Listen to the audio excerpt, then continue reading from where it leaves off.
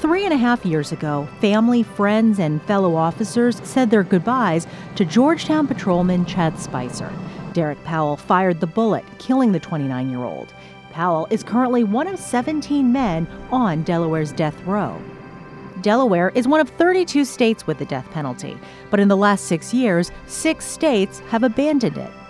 Now, some are fighting to make Delaware the 7th, and they might just get their way now that a bill repealing the death penalty is gaining steam in the legislature.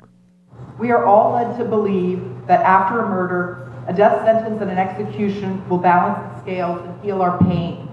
I'm here to tell you that it doesn't work that way. Kristen Freilich's brother, David, was murdered in Connecticut 18 years ago. Not all victims' family members want the death penalty, and the many ways that it harms victims' family members, distracting all of us from finding real ways to heal, real ways to find the support we need. If we took it to a popular vote, I'm confident that the majority of the people in the state of Delaware would support the death penalty. Head of the Police Chiefs Council, Chief Jeffrey Horvath, says while Freilich is entitled to her opinion, not everyone feels the same way. Ruth Ann Spicer, for example.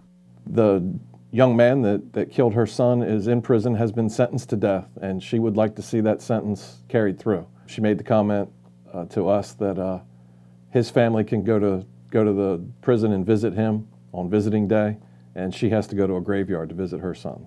If it were my own family, one of my daughters was brutally murdered, that I would probably feel the same way. But I think as a society, we've got to rise above that and realize that justice is served when you do put someone in prison for the balance of their life. An unlikely supporter, Senate Minority Leader Gary Simpson, was one of only 3 Republicans to vote for the repeal.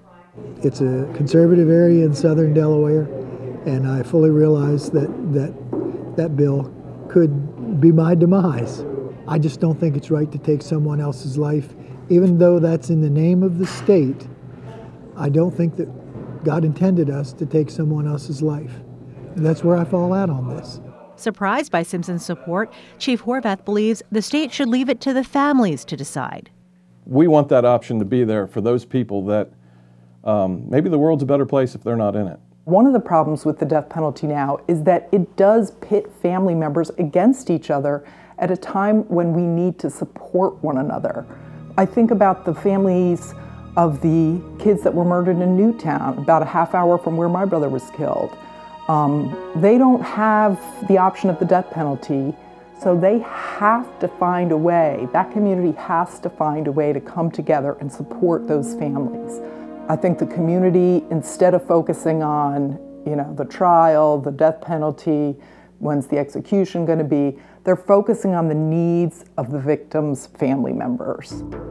Our senators and now our representatives should only be concerned with the death penalty as it applies to the state of Delaware. Why fix a system that isn't broken? A question Horvath keeps asking. No one has been put to death in Delaware that should not have been. Especially when he says the threat of a death sentence protects law enforcement officers. When I was in the drug unit, we used to arrest guys and they would carry a certain amount of drugs because if they got over that threshold, they knew they were going to get mandatory jail time. That mandatory sentence for trafficking cocaine was a deterrent for how much drugs they carried on their person. So you can't tell me that this death penalty option isn't a deterrent to some people. This was a moral issue for me, and while I have a very conservative district, I think that district is also a very religious district, and they can understand someone coming from it with a moral stand against the issue.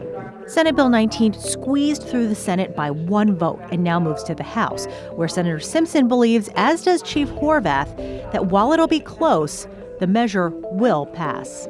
The balloon will be deflated a little bit for, I think, law enforcement across the state. They'll know there's one less safeguard in place for them,